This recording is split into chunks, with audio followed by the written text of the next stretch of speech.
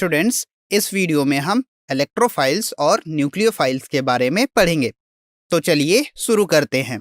यदि हम इलेक्ट्रोफाइल्स नाम को अच्छे से देखें तो यह दो वर्ड से मिलकर बना है, इलेक्ट्रो एंड फाइल्स, जिसका मतलब होता है इलेक्ट्रॉन लविंग स्पीसीज। तो इलेक्ट्रोफाइल ऐसे सब्सटेंस होते हैं जो इलेक्ट्रॉन्स को एक्सेप्ट करना प्रिफर करते हैं। तो ऐसे स्पीसीज जनरली इलेक्ट्रॉन डेफिशिएंट होते हैं या फिर अपने पास कुछ वैकेंट ऑर्बिटल्स रखे होते हैं जिनमें ये आसानी से इलेक्ट्रॉन एक्सेप्ट कर सकते हैं।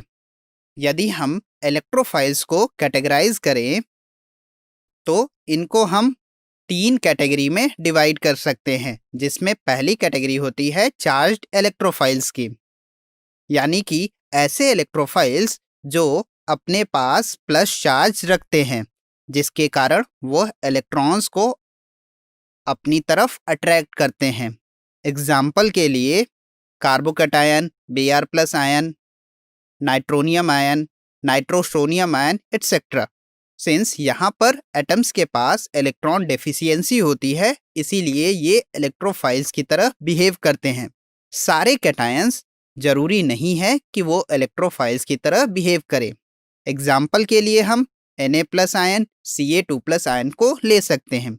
ये इलेक्ट्रोफाइल्स इसलिए नहीं होते हैं क्योंकि इनका ऑक्टेट कंप्लीट होता है और इनके पास कोई वैकेंट ऑर्बिटल्स भी नहीं होते हैं। नेक्स्ट टाइप के इलेक्ट्रोफाइल्स होते हैं इलेक्ट्रॉन डेफिशिएंट इलेक्ट्रोफाइल्स। ये इलेक्ट्रोफाइल्स न्यूट्रल होते हैं। इनके केस में एटम्स का या तो इनकम्प्लीट ऑक्टेट होता है या फिर इलेक्ट्रोनेगेटिविटी डिफरेंस के कारण उन पर पार्शियल पॉजिटिव चार्ज आता है।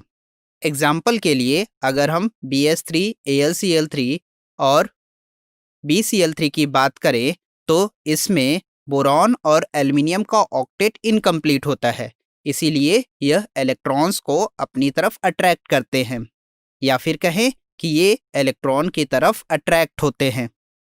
वहीं अगर हम अल्डिहाइड्स और कीटोन्स की बात करते हैं तो इसमें कार्बन ऑक्सीजन के साथ डबल बॉन्ड बना के रखता है। यहाँ पर ऑक्सीजन मोर इलेक्ट्रोनेगेटिव होने के कारण शेयर्ड पेयर इलेक्ट्रॉन्स को अपनी तरफ अट्रैक्ट करता है, जिससे कि कार्बन एटम्स पर पार्शियल पॉजिटिव चार्ज आ जाता है और यह इलेक्ट्रॉन की तरफ अट्रैक्ट होने लगते हैं। तीसरे टाइप के इलेक्ट्रोफाइल्स होते हैं वैकेंट ऑर्बिटल्स कंटेन करने वाले इलेक्ट्रोफाइल्स। इन इलेक्ट्रोफाइल्स का ऑक्टेट भी कंप्लीट होता है, लेकिन वैकेंट ऑर्बिटल के प्रेजेंस के कारण ये इलेक्ट्रॉन पेयर्स को आसानी से एक्सेप्ट कर पाते हैं और इलेक्ट्रोफिलिक नेचर शो करते हैं। एग्जाम्पल के लिए हम FeCl3, PCl3, PCl5 की बात कर सकते हैं। इन कंपाउंड्स में आयरन और फास्फोरस के पास वैकेंट ऑर्बिटल्स होते हैं, इसीलिए ये इलेक्ट्रोफाइल की तरह बिहेव करते हैं। किसी भी इलेक्ट्रोफाइल का इलेक्ट्रोफिलिक नेचर या फिर कहें इलेक्ट्रोफिलिसिटी उसमें प्रेजेंट इलेक्ट्रॉन डेफिशिएंसी के डायरेक्टली प्रोपोर्शनल होता है, या फिर कहें जितनी ज़्यादा इलेक्ट्रॉन डेफिशिएंसी होगी कंपाउंड उतना ज़्यादा इलेक्ट्रोफिलिक नेचर शो करेगा। कंपाउंड में इलेक्ट्रॉन डेफिशिएंसी ज़्यादा होने के कारण कंपाउंड्स उतना ही ज़्यादा रिएक्टिव भी हो जाता है। तो हम इलेक्ट्रोफिलिसिटी को रिएक्टिविटी के डायरेक्टली प्रोपोर्शनल भी कह सकते हैं। और हमने यह भी पढ़ा है कि अगर कंपाउंड रिएक्टिव है तो उसकी स्टेबिलिटी उतनी कम होती है, तो जो इलेक्ट्रोफाइल कम स्टेबल होगा वह उतना ज़्यादा इलेक्ट्रोफिलिक नेचर शो करेगा। आई होप आप इलेक्ट्रोफिलिक नेचर को अफेक्ट करने वाले फैक्टर्स के बारे में अच्छे से समझ गए होंगे। चलिए इलेक्ट्रोफाइल से रिलेटेड एक बहुत ही इंपॉर्टेंट क्वेश्चन को देख लेते हैं। इस क्वेश्चन में हमें यह एक्सप्लेन करना है कि CO2 इलेक्ट्रोफाइल की तरह क्यों बिहेव करता है, इवन दो इसके पास कोई वैकेंट ऑर्बिटल नहीं होता है और CO2 में प्रेजेंट कार्बन और ऑक्सीजन के ऑक्टेट्स भी कंप्लीटेड होते हैं।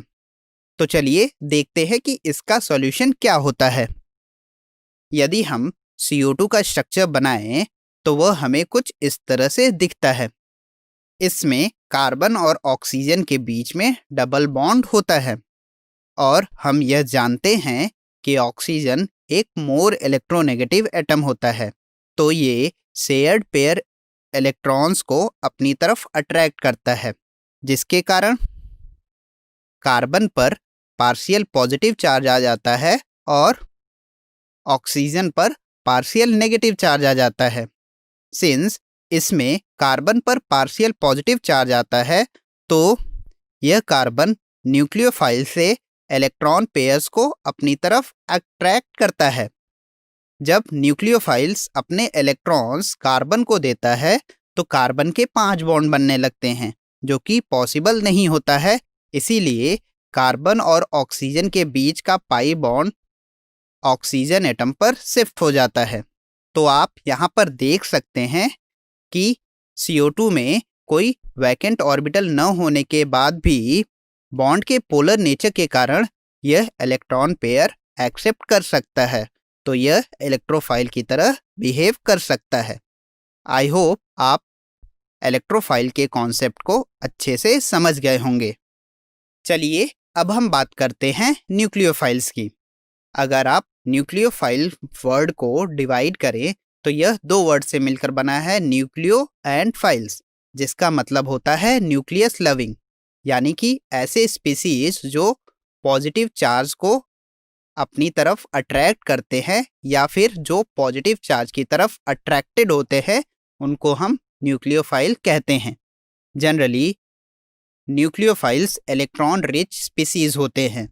न्यूक्लियोफाइल्स पर इलेक्ट्रॉन्स की रिचनेस या तो लोन पेयर के प्रेजेंस के कारण होती है या फिर पाई इलेक्ट्रॉन्स के क्लाउड के कारण होती है। न्यूक्लियोफाइल को हम 3 कैटेगरी में डिवाइड कर सकते हैं, जिसमें पहली कैटेगरी होती है चार्ज न्यूक्लियोफाइल्स, यानी ऐसे न्यूक्लियोफाइल्स जिन पर कोई चार्ज होता है। सिंस न्यूक्लियोफाइल्स पॉजिटिव चार्ज की तरफ अट्रैक्टेड होते हैं, तो ये जनरली नेगेटिव चार्ज स्पीसीज होते हैं। एग्जाम्पल के लिए हम chloride ion, hydroxide ion, NH2- ion और HSO4- आयन को ले सकते हैं। दूसरे टाइप के न्यूक्लियोफाइल्स ऐसे कंपाउंड्स होते हैं जिनके पास लोन पेयर्स होते हैं। सिंस लोन पेयर्स के प्रेजेंस के कारण एटम्स पर इलेक्ट्रॉन रिचनेस ज़्यादा होती है, तो ये इलेक्ट्रॉन्स को डोनेट करके पॉजिटिव चार्ज के साथ बॉन्ड बना सकते हैं और इसीलिए ये न्यूक्लियोफिलिक नेचर शो करते हैं। एग्जाम्पल के लिए हम water molecule, ammonia molecule, alcohol या फिर अमीन को ले सकते हैं। इनमें नाइट्रोजन और ऑक्सीजन एटम पर लोन पेयर्स होते हैं, जिसके कारण ये कंपाउंड्स न्यूक्लियोफिलिक नेचर शो करते हैं। तीसरे टाइप के न्यूक्लियोफाइल्स ऐसे कंपाउंड्स होते हैं जिनके पास पाई इलेक्ट्रॉन डेंसिटी ज़्यादा होती है। एग्जाम्पल के लिए हम अल्कीन्स, अल्काइंस या बेंजीन की बात कर सकते हैं। सिंस पाई बॉन्ड के कारण कार्बन एटम्स के बीच में इलेक्ट्रॉन डेंसिटी काफ़ी ज़्यादा बढ़ जाती है, इसीलिए ये पॉजिटिव चार्ज की तरफ आसानी से अट्रैक्ट होने लगते हैं और न्यूक्लियोफिलिक नेचर शो करते हैं। किसी भी न्यूक्लियोफाइल की न्यूक्लियोफिलिसिटी कंपाउंड में इलेक्ट्रॉन डेंसिटी के डायरेक्टली प्रोपोर्शनल होती है। कंपाउंड में इलेक्ट्रॉन डेंसिटी ज़्यादा होने के कारण कंपाउंड बहुत ही ज़्यादा रिएक्टिव हो जाता है, तो हम यह कह सकते हैं कि न्यूक्लियोफिलिसिटी रिएक्टिविटी के डायरेक्टली प्रोपोर्शनल होती है। और अगर कोई कंपाउंड ज़्यादा रिएक्टिव है तो वह कंपाउंड उतना ही अनस्टेबल होता है। तो न्यूक्लियोफिलिसिटी को अगर हम स्टेबिलिटी से रिलेट करें तो कंपाउंड की स्टेबिलिटी जितनी कम होगी उसका न्यूक्लियोफिलिक नेचर उतना ज़्यादा होगा। चलिए अब न्यूक्लियोफाइल से रिलेटेड एक क्वेश्चन को सॉल्व कर लेते हैं। इस क्वेश्चन में हमें 2 पेयर्स ऑफ कंपाउंड्स गिवन हैं और हमें बताना है कि गिवन पेयर्स में से कौन सा कंपाउंड ज़्यादा न्यूक्लियोफिलिक नेचर शो करेगा। तो चलिए देखते हैं कि ऐसे प्रॉब्लम्स को कैसे सॉल्व करते हैं। अगर हम फर्स्ट पेयर की बात करें तो फर्स्ट पेयर में दोनों कंपाउंड्स पर नेगेटिव चार्ज है, लेकिन नेगेटिव चार्ज एक में नाइट्रोजन एटम पर है जबकि दूसरे में ऑक्सीजन एटम पर है।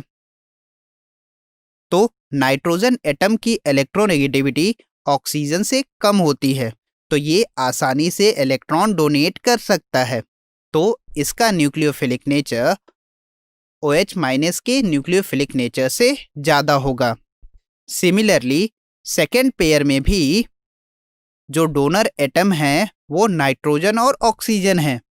इवन दो ऑक्सीजन के पास 2 लोन पेयर एटम्स होते हैं, लेकिन इलेक्ट्रोनेगेटिविटी ज़्यादा होने के कारण यह इलेक्ट्रॉन को डोनेट करना प्रेफर नहीं करता है, जिसके कारण इसकी न्यूक्लियोफिलिसिटी अमोनिया से कम हो जाती है और इस तरह से इस पेयर में अमोनिया का न्यूक्लियोफिलिक नेचर ज़्यादा होता है।